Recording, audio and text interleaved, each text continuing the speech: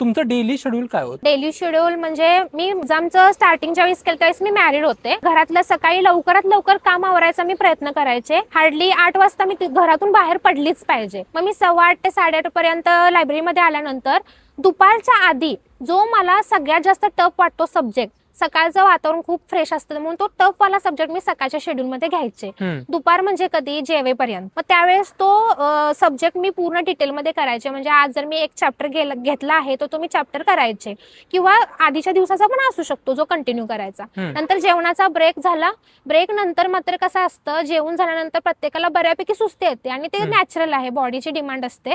त्यावेळेस मात्र मी मुद्दामून गणित आणि बुद्धिमत्ता घेऊन बसायचे. ते ब्रेन स्ट्रॉमिंग असतं. मग ते आपल्या मेंदूवर खेळायला लागल्यामुळे कुठेतरी झोप आपली जराशी टाळता येते. मग 1 तास जर मी गणित बुद्धिमत्ताला दिला, म्हणजे दोन्हीपैकी एक कुठलाही सब्जेक्ट घेतला, त्यानंतर पुन्हा मी 4 ते 5च्या दरम्यान मध्ये मी करंट अफेअर घेऊन बसायचे 1 तासासाठी, त्याच्यावर नाही. कारण कसं आहे, करंट अफेअर साठी पण तुम्ही चूज केला पाहिजे की तुम्ही रेग्युलर वृत्तपत्र वाचणार आहे की एखादं मासिक वगैरे वाचणार आहे. मग तो 1 तास आणि त्यानंतर मग जो सायंकाळचा स्लॉट असायचा त्यावेळेस मी दुसरा सब्जेक्ट घ्यायचे.